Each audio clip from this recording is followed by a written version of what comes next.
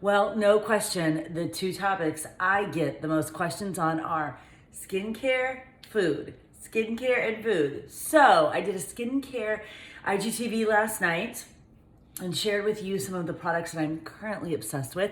It might change, but right now these are the products I'm currently obsessed with. I hope you'll check it out. Today, I'm sharing a little bit about food. Good morning, happy Thursday. Yes, today we're talking a little bit about food. And here's what I feel like you might want. You might want like recipes and how I cook and all that, and that is not what's happening today.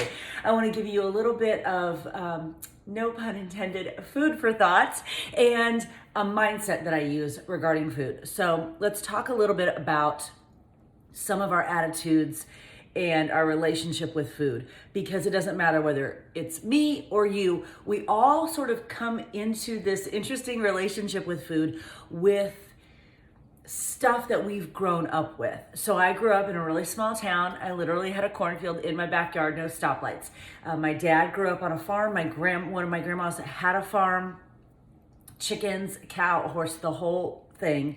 And you want to talk about sustainable farming, walking out to the chicken coop and just getting the egg that Bessie had laid that morning and having that for breakfast. Yeah, amazing. We don't really do that anymore, right? So my grandma had a farm. My dad grew up on a farm. My mom grew up, kind of in the city-ish, not really the city, small town, but more city than my dad. And both the grandmas cooked extensively, cooked homemade food. That's just what you did, right? But because my parents were significantly older when they had me, surprise, they came into, parenting with probably a different relationship with food than I certainly came into parenting with, because of how they grew up. And scarcity was the general mindset. So when my mom went to the store, we didn't buy one box of crackers. We bought 3 or 4 boxes of crackers. And when I was growing up, my brother and sister were also significantly older than me. So it was, for the most part, me and my mom and my dad. So we didn't really need 3 or 4 or 5 boxes of crackers. But when you grow up with a scarcity mindset, that's what you do. So I grew up kind of watching that. I also grew up watching my mom when she wanted to lose weight. It was very definitely a diet, and we would go from eating all the things to eating none of the things. So I grew up watching this definition of a diet was I just don't eat. And she would cook for my dad and me, and then she would sit at the table like a martyr, eating like a grapefruit. I'm like, okay, so that's weird. So I kind of grew up with this weird relationship of food, with food unraveling before me with her. And then over here was my dad, who was like just super casual about food. He didn't really like sweets. I get that from him. He did like salt. I get that from him. He did have kind of a predisposition for high blood pressure. So he had that all his life. With that was always in our conversations and how food was going to affect that. But he was casual about food. He could literally go all day and not eat. I also get that from him. He was about 6 feet tall. He was very just genetically pretty lean, and he didn't have a lot of emotional attachment to food. And it's so interesting because they both grew up with moms who cooked, like home cooked food, but they grew up with very different relationships with food. So they came into their marriage and their parenting with these relationships with food, and then as we all do, we grow up with some of that baggage that our parents had, those relationships with food. So I grew up with these very different kinds of relationships with food, and then you have to kind of forge your own, through trial and error. So I am a grown person. I have some pretty at times significant issues with my digestive system. I have a colon that doesn't work very well, and I've had to do a lot of trial and experimentation to find what works for me. So when I think that's one of the reasons why I don't talk about food so much, because I really want people to figure it out for themselves. Our bodies are different. Our body chemistry is different. And yes, there are absolutely, just like anything, I talk to my coaches about this all the time. There are best practices in building a business. Well, there are best practices in living a healthy life, but how that plays out for each of us individually is individual. It's very different. So because my digestive system tends to be really sluggish and it's just weird. And of course, I grew up in the day where we had Coke, not diet, Coke in the refrigerator, Coke in glass bottles in the refrigerator,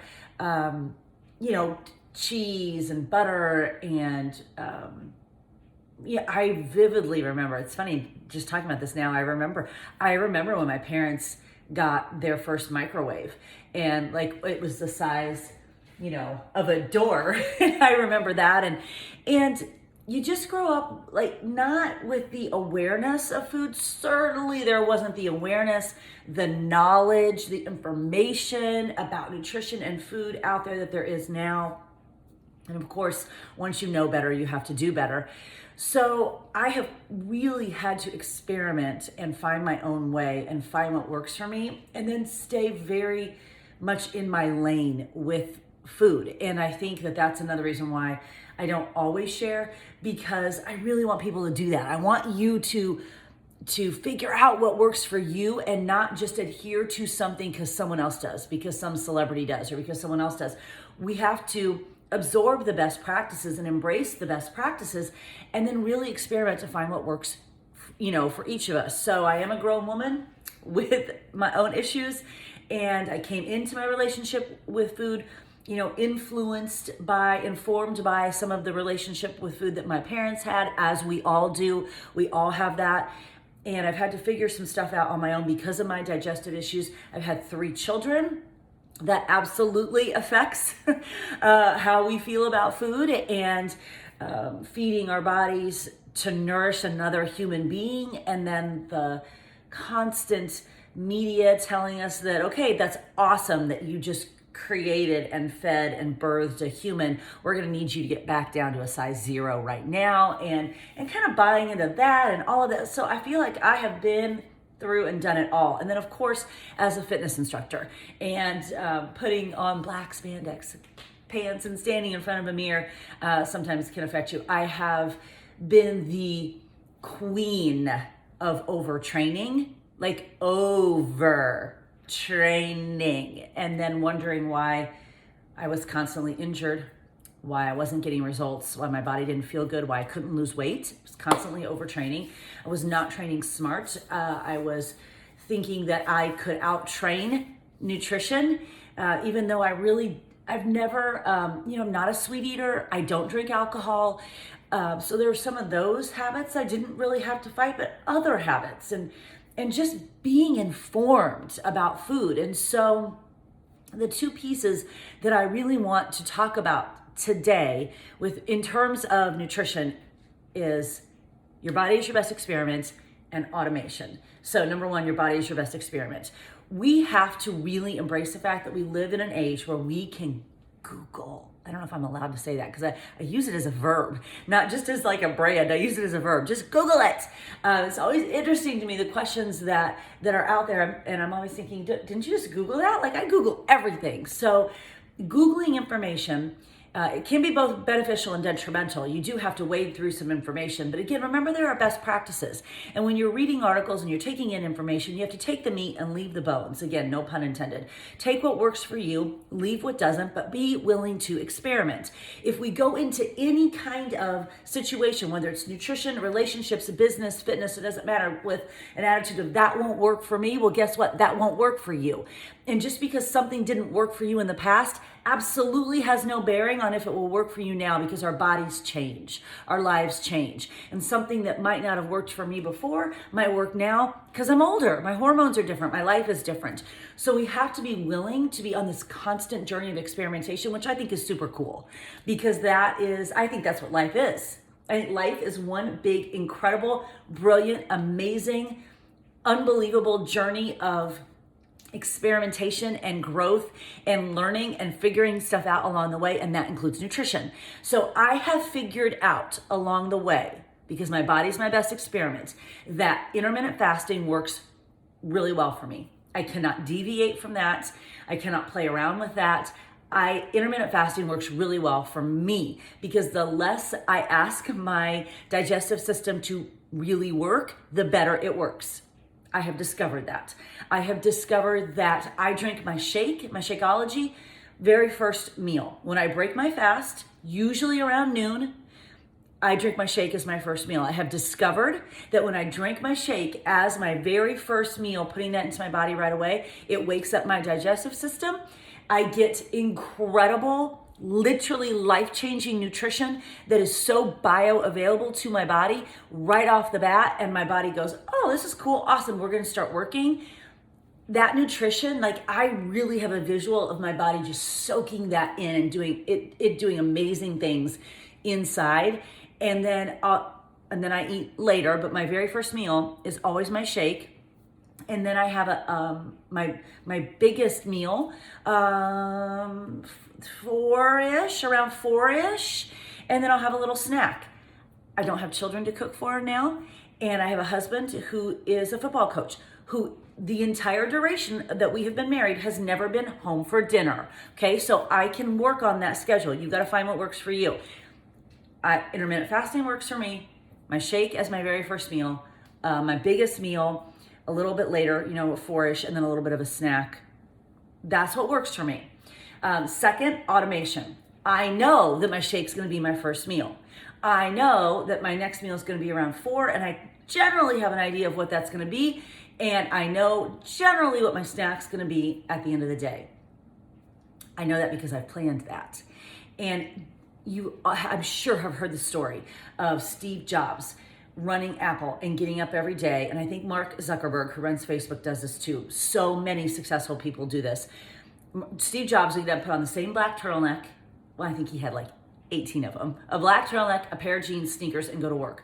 Why? Because he wanted the brain space to be available for far more important decisions than what he was wearing that day.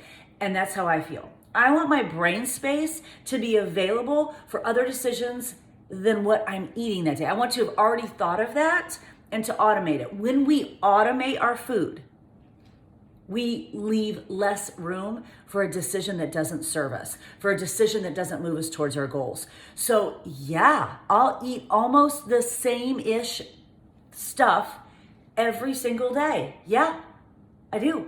No, I don't get tired of it. I think that's a little bit of a mindset, a little drama. It's kind of like the same drama about working out. No, I really don't get tired about it. I don't get tired of working out. I make my Energize. I go do the thing. I eat a salad about 4 o'clock. I don't really get tired of it. I think that's we think we have to get all fun and foodie with our food. And if that brings you joy, if cooking and finding new recipes and creating beautiful meals for your family and, finding new flavors and tastes brings you joy, do it. You should absolutely do that. That makes me want to gouge my eye out. So I don't do it. You have to do what works for you. You have to do what works for you. I also have learned, going back to my body's my best experiment, I don't do well with spicy stuff at all in any way. And sometimes we'll be out and we'll taste something and the girls will taste it or my husband will taste it first and go, yeah, you can't eat that. It can't be spicy at all. I can't handle, my system cannot handle it. I can handle salt and pepper and Crazy Janes and not a whole lot else. The cleaner the food, the better I do. I have learned, and I'm continuing to learn, because again, I'm experimenting, that going vegan is working really well for me. I do miss eggs, but I love my planet. So I'm going to continue down this path for as long as it feels good to me and see where that takes me, because my body's my best experiment.